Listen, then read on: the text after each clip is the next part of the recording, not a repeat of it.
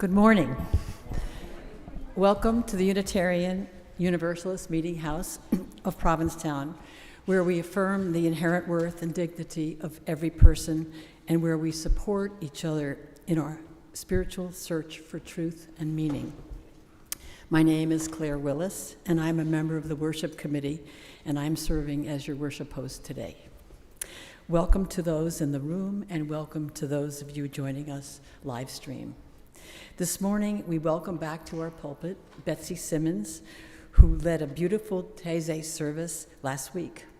Betsy has been a member of the UUMH for a year and also serves on the worship committee. She is glad to be a part of this community. Betsy is an interfaith minister who practices facing suffering and cultivating joy and justice. Thank you so much for sharing your message with us this morning, Betsy. Before we go on with our service, I have just a few announcements to share. On Wednesday evening, January 10th at 5 o'clock, the Racial Justice Provincetown is hosting a potluck over at Seashore Point. Please come for good food and good conversation. The topic will be celebrating diversity, equity, and inclusion, and the conversation will be facilitated by WAVE, Bruce Mason, and David Wilson. We hope you can join us, and please see WAVE if you have any questions. Our office administrator, Kenneth, will be on vacation from January 10th through the 17th of this month, so please call ahead before coming in.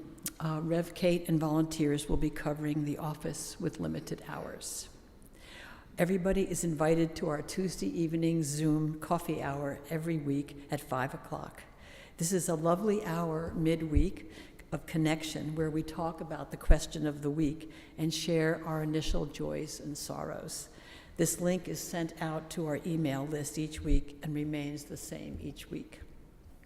And finally, if you're here in person, we hope you'll stick around for a little while after the service ends for coffee and conversation downstairs in the Acker Bosworth Hall. And now let's take a moment to affirm our community's covenant. You can find this on the little purple laminated card in your pew, or you can just listen line by line as I say it. I invite you to repeat each line after me. Love is the spirit of this meeting house. Love is the spirit of this meeting house. This is our great covenant. This is our great covenant. To dwell together in peace. To dwell together in peace. To seek the truth in love. To seek the truth in love. And to help one another. And now, as we light our chalice here in the sanctuary, I invite those of you watching online to light a candle wherever you are. In this way, we can feel connected while we are apart. So this morning, I invite Shar to light our chalice for us as I read these words by Howard Thurman.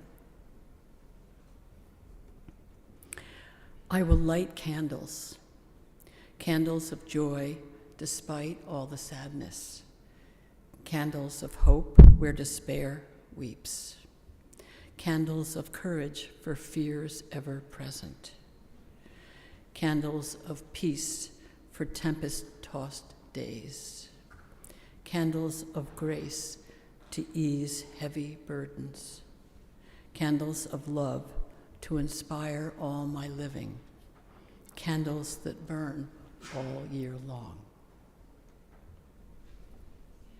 Thank you, Shar. And now I invite you to join me in singing our opening hymn, number 95, called There Is More Love. That's number 95 in the gray hymnals, There Is More Love. And please rise as you are able.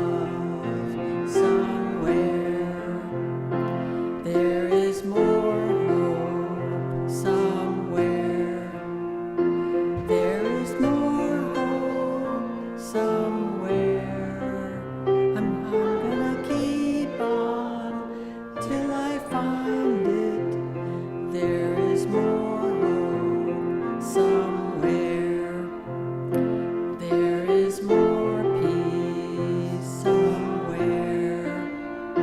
There is more peace somewhere. I'm gonna keep on till I find it.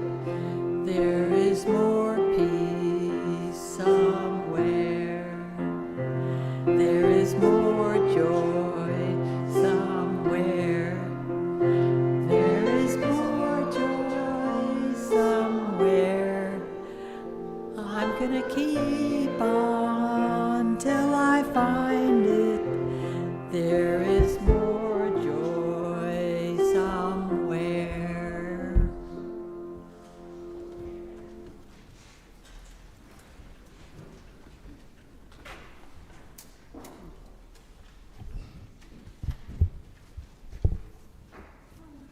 Good morning, everybody. Good morning. Glad to see you in the room. Glad to see you on Zoom. I'm glad to be here this morning. Now is the time in our service where we enter a time of meditation and prayer. During this time, or really at any time in our service, you're welcome to light a silent candle at the table to the right of the pulpit, where there's a journal to record your thoughts and prayers. After our prayer, we'll sing together Spirit of Life, which is hymn 123, also on your purple cards in the pews. We'll first sing in English and then in Spanish. So, this morning's prayer is called Common Prayer, a liturgy for ordinary radicals.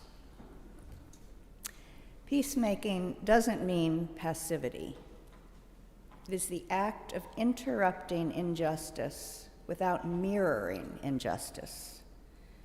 The act of disarming evil without destroying the evildoer.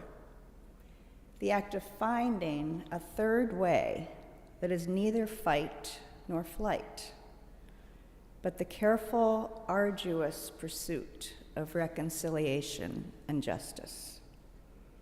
It's about a revolution of love that is big enough to set both the oppressed and the oppressors free.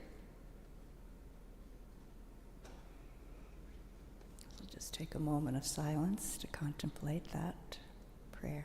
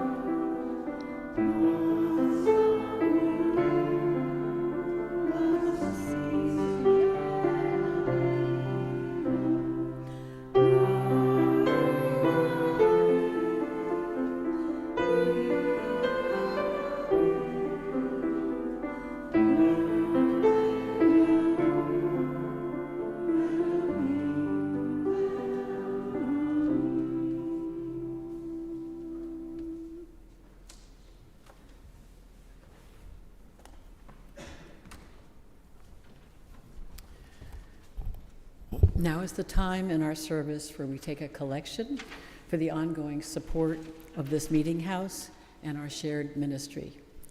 As we enjoy a musical reflection by our choir, we welcome your donations here in the sanctuary or online through PayPal or Venmo. You can find that information on our website or online. You can find that information on our website, uumh.org, and there are QR code cards in the pews as well. I invite 3 volunteer ushers to come forward for the collection. On and off-site, your offerings will now be gratefully received.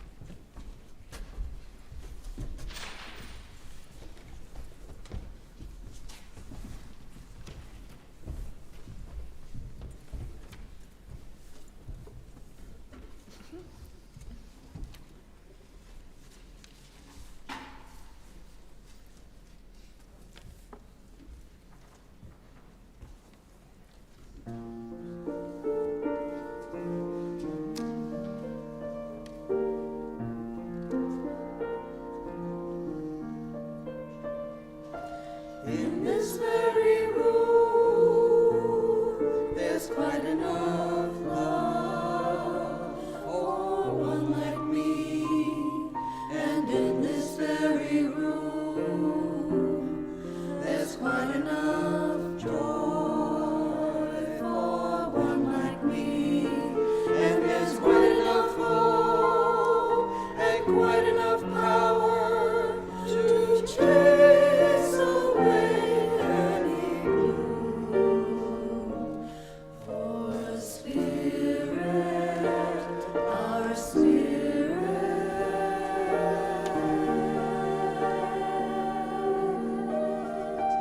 is in this very room.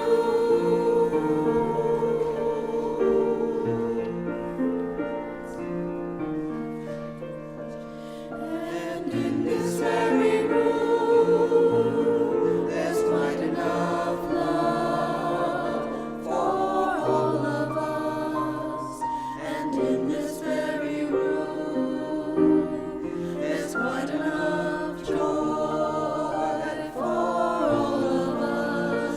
And there's quite enough hope and quite enough power to chase away any gloom. For a spirit, our spirit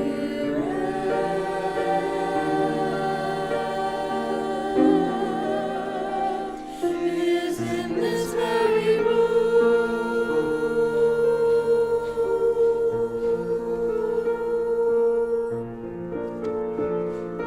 In this very room, there's quite enough love for all the world.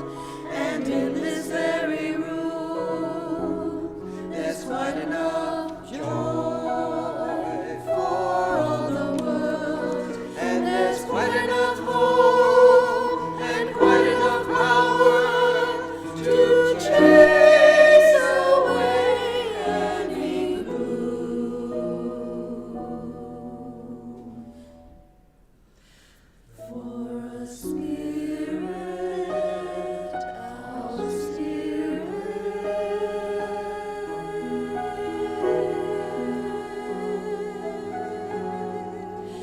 is in this very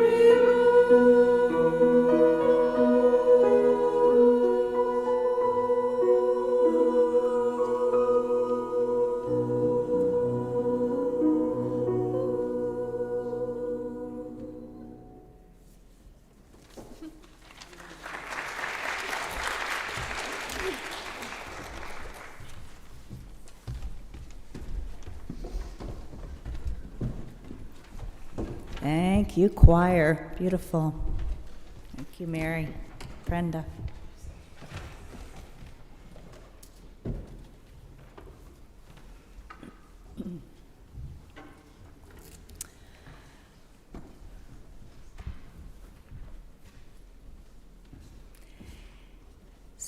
So, the name of the service today is Sparks of Justice, Specks of Joy. As we all know, the world is filled with injustice, inequity, imbalance, all kinds of disparity, racial, economic, gender. There's warring, climate horrors, poverty, hunger, refugees on the road. Uneven privileges, prizes, protections, punishments in this country and all over the world. As Warshawn Shire, beautiful poet, writes, I held an atlas in my lap, ran my fingers across the whole world, and whispered, where does it hurt? Everywhere, everywhere, everywhere, it answered. Any or all of these injustices can break our hearts. They can also overwhelm our hearts. Sometimes we feel discouraged, depressed, despairing, sometimes frozen in our hands and our feet. It's hard to know what to do. What if, before diving into the dark depths of any of this suffering, we took the time to tap into our own inner light? Imagine like a pilot light, always on, just a little spark of compassion, connection, curiosity, generosity, and a little bit of joy. With this light in our own hearts, we can stay open to each other's pain and step toward, not away from it. It's good to think about what stokes each of our inner light. And I'm just going to invite you into just a moment to ponder first thoughts, what jumps into your heart, what are your sources of joy?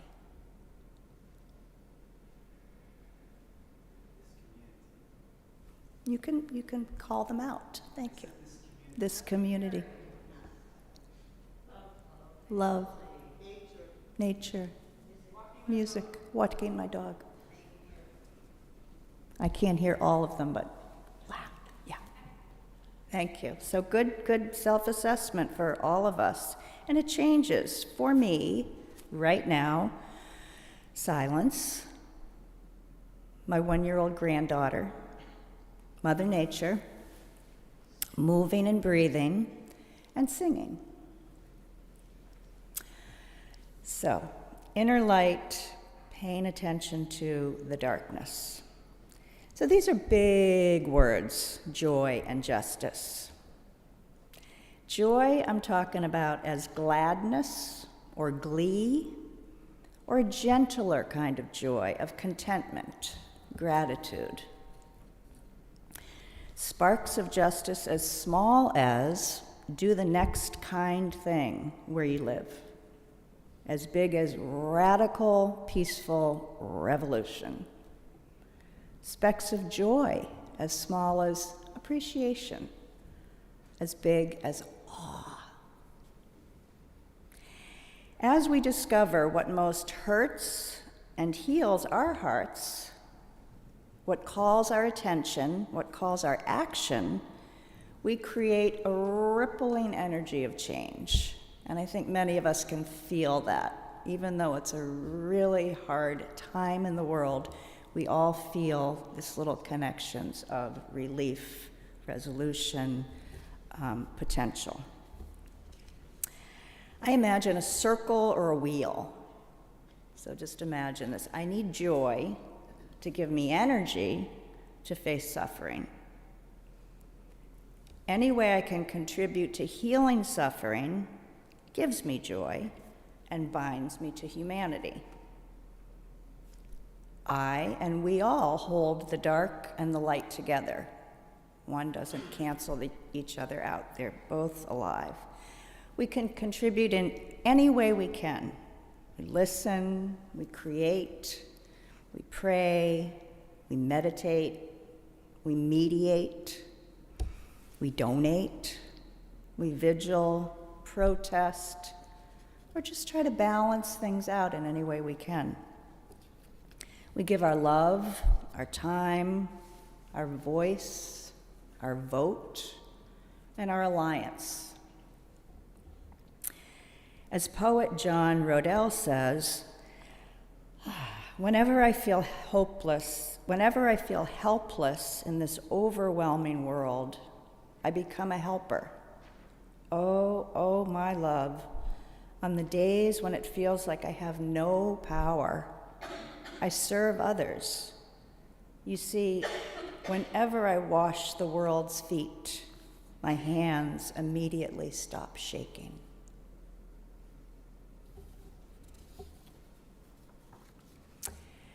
And now I'd like to take a pause from my words and invite Claire up to read a beautiful poem called Summons.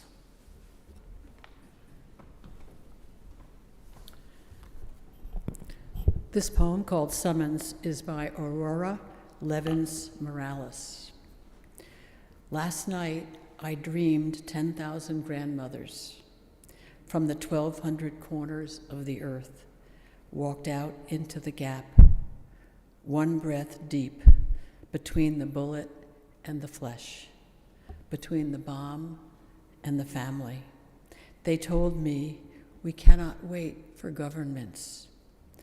There are no peacekeepers boarding planes.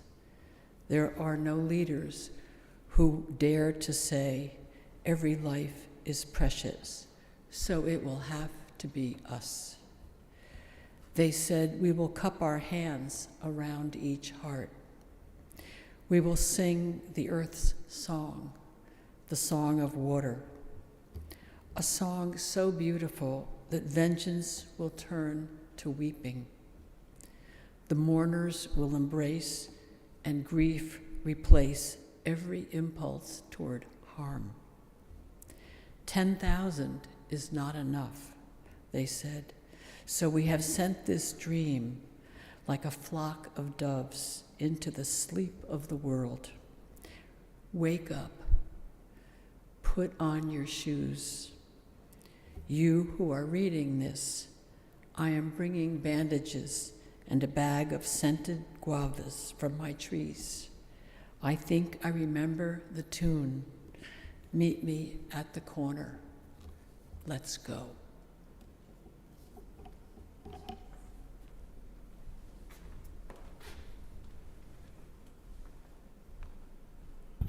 Thank you, Claire. Beautifully read.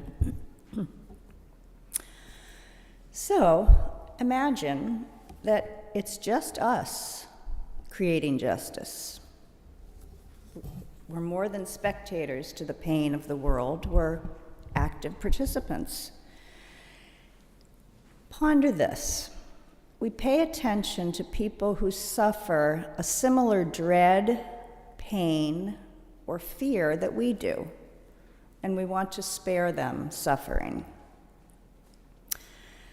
For me, being a restless soul and a free roamer, I have compassion for people trapped in prison who've lost their autonomy, physical freedom, and are under endless scrutiny. Most of my friends in prison have witnessed or experienced violence before the age of 10, victims long before they became offenders. Hurt people hurt. They suffered trauma, abuse, neglect, and many committed crimes under the age of 16, before their brains were fully formed. Many of these guys are waiting a law that could change any day that gives them a chance of retrial and release. But they wait forever. Prison life is endless punishment with very little healing for victim or offender. Don't get me started on life without parole, solitary confinement, wrongful convictions, the death penalty. So many issues just in the correctional system, which we call the injustice system from the inside. It's a slow slog of change. So what can I do? The least or the most I do is I go into prison regularly to facilitate with guys who live there weekend workshops, self-awareness, conflict transformation, community building. I'm a friend. I'm an ally. I believe them. I trust them. I support them. About 5 times in a weekend workshop, they'll be called out of the room and lined up to be counted, making sure nobody's escaped. So they know that I do a meditation and think of 5 or so people out of the 30 and really think about how they really count, how they matter to me, to their families, to each other. They are more patient and persevering than I will ever be. They have rich spiritual lives, they help each other, they've owned up to what they've done, they've apologized through letters or dialogue with their victims or surrogates. They facilitate groups for kids that don't go on the same path. They raise dogs in prison for people living with disabilities. They study law to help each other find a way out. We have a really nice practice where we give ourselves adjective names. And I'm going to invite you to do this just, again, for a moment. So you take the first letter of your first name and find a positive adjective that describes you. Could be something that affirms who you are or kind of aspirational. I'm practicing this. So for instance, my name is Balancing Betsy. I started off Balanced Betsy because I'm a yogi, and they said, "You think you're balanced all the time?" I said, "No, thank you. I'm balancing in and out." So we have Jam and Justice, we have Wise Will, we have Kind Kevin. Just think for a minute, if you could give yourself an adjective name that you would live up to, what would it be?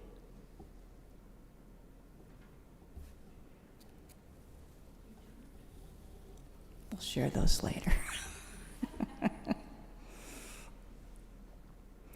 So there are signs of hope that I see in the injustice system. Courts for families that can testify, courts for mental illness, courts for addiction, diversion, where treatment is a consequence rather than prison.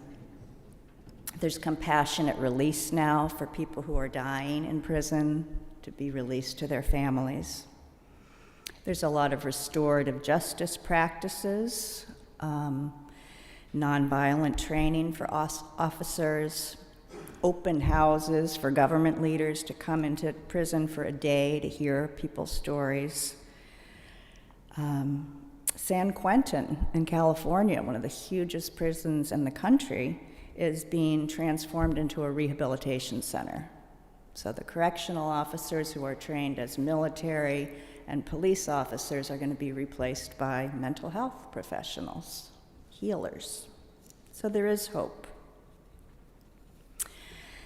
Another group I feel very have an affinity with is people on the road.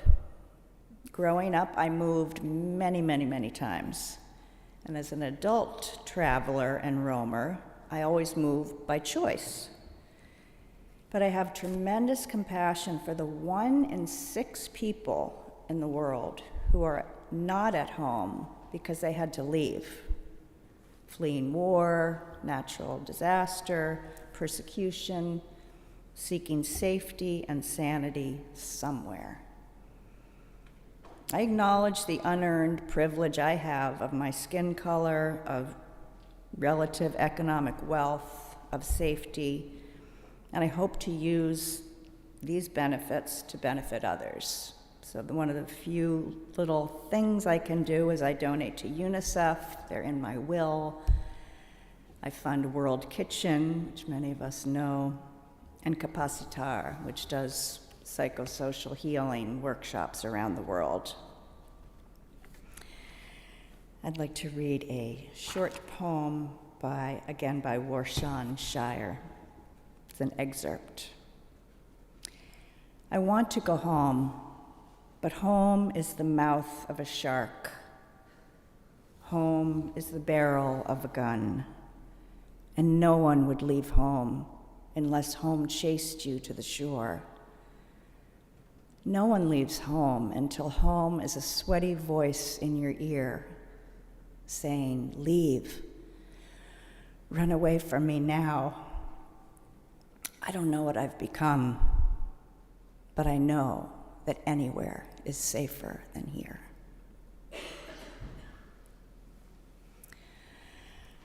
So, harm happens, healing happens. We're part of both, potentially. How do we know when to whisper, shout, protest, or pray? I love the AFL-CIO slogan, if you don't stand for something, you'll fall for anything. So how can we grow our joy so that we can be participants in healing what breaks our hearts? The Dalai Lama and Desmond Tutu wrote a beautiful book, the Book of Joy. Some of you may have read it. Happy to loan it. And they name 8 pillars of joy. And I'm just going to read them. Perspective. You are not alone in your struggle. Humility. We are an independent world community. Humor. These guys smile their heads off. If you ever get to see the film of them, just such happy campers. Acceptance. Forgiveness. Gratitude. Compassion. And generosity. I think of Code Pink. People know what Code Pink is? A women's group based in DC, I was part of for a long time, where mostly a women's group, but open to all, dress in pink, hot pink, boas, do street theater with puppets, go to testify in the State House, and are interrupters, but with humor and drama and color and song, and they're really, powerful. It's really nice to think of the creative arts as part of our protests, music, dance.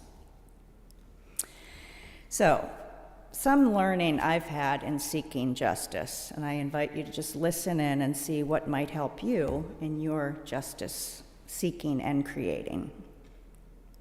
So I can rant, I can rage, I practice speaking from a calm heart. And I think as Michelle Obama says, remember her slogan, when they go low, we go high? She said, that's not before I get it all out with my small circle of friends, You gotta get that anger and rage out. It's there, but it has a place where it belongs, and there's a place if we're trying to help people change that they'd rather be invited than screamed at. I practice saying, this is new, saying what I stand for, not against. It's a little. I practice positive language to invite, not chastise. I listen more than I speak. I look for the good and try to share it.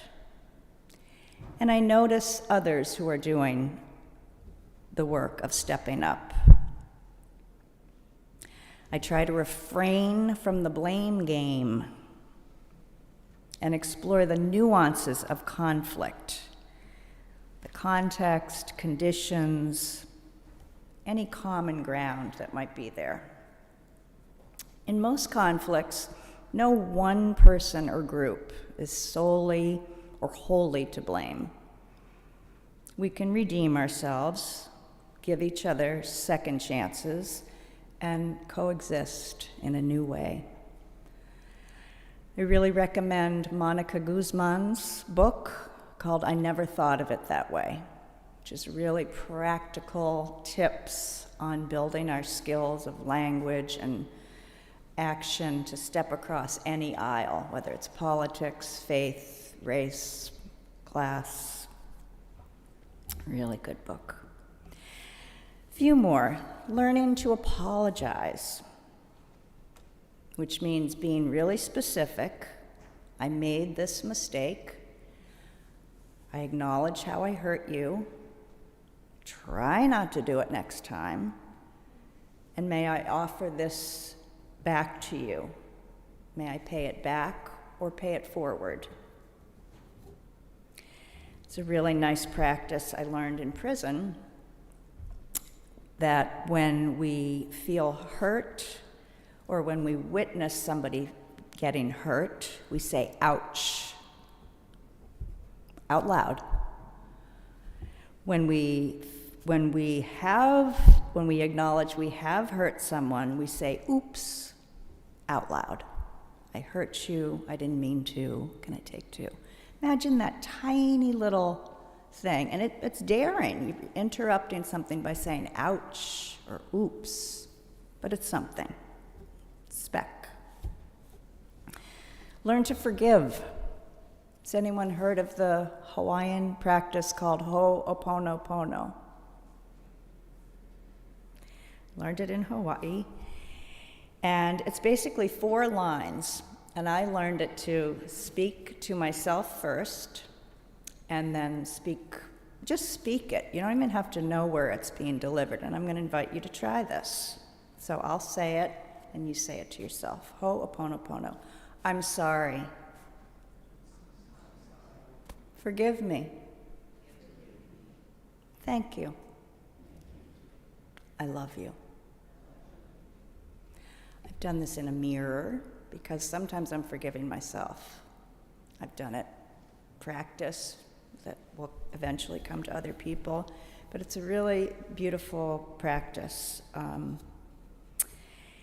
And to just ponder a time you were forgiven and how good it felt, what a relief it felt like, a time you forgave and how it shifted things, a time you'd like to be forgiven, and a time you might offer forgiveness.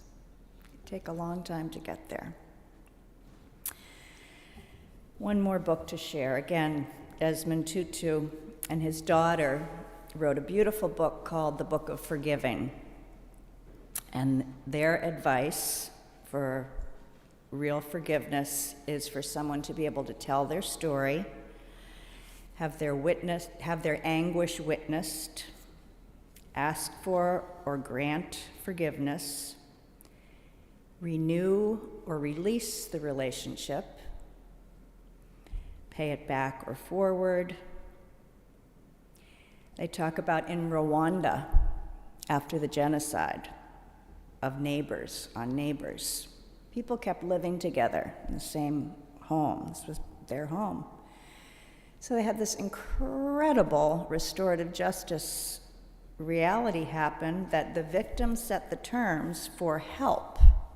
People who had been killed their families now offered the terms of their asked for help, rides, loans, repairing homes, raising kids, and a practical payback and eventual emotional healing. So it can be done. Last thing I'll speak on is getting bystander training. Anybody had bystander training when you're witnessing somebody getting harassed or targeted with hate or somehow in danger?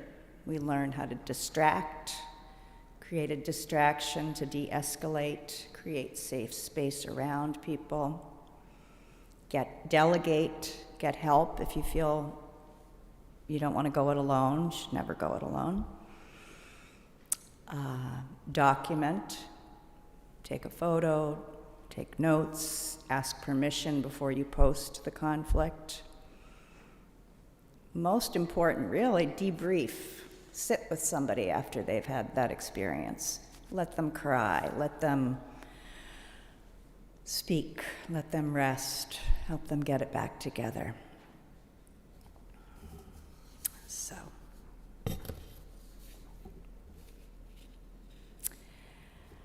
I'd like to just close my words for now with saying, may our hearts crack open and let in light, inspiration, possibility. May we kindle and share joy as we create more justice. May we believe that small kindnesses with great heart are worth everything. And as Rumi said, you are not a drop in the ocean. You are the ocean in a drop.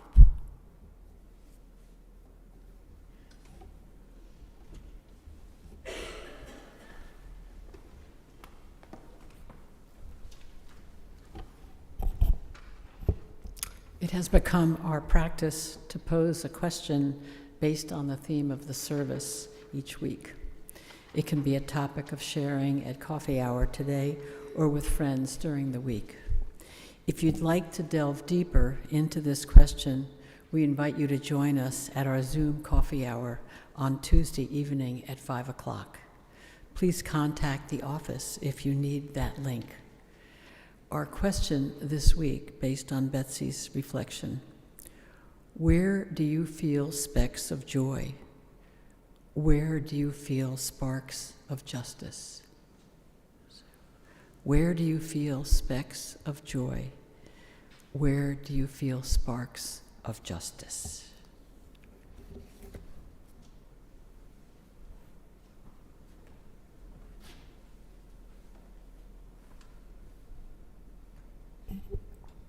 Thank you, Claire. And for the closing words, I would like to read the poem Prayer of St. Francis. And this is really meaningful for me. My father, who died a couple years ago, said this prayer every day. So it's very powerful. And yesterday I was at a wake and it was given to me, so I had to speak it. If you know it or parts of it, please speak it with me. Prayer of St. Francis. Lord, make me an instrument of your peace. Where there is hatred, let me sow love. Where there is injury, pardon. Where there is doubt, faith. Where there is despair, hope. Where there is darkness, light. Where there is sadness, joy. Grant that I may not so much seek to be consoled as to console, to be understood as to understand, to be loved as to love. For it is in giving that we receive. It is in pardoning that we are pardoned, and it is in dying that we are born to eternal life. May it be so. Amen, and blessed be. And we will end with a beautiful John Lennon song, Imagine. Brenda will play. Please sing along if you're so moved.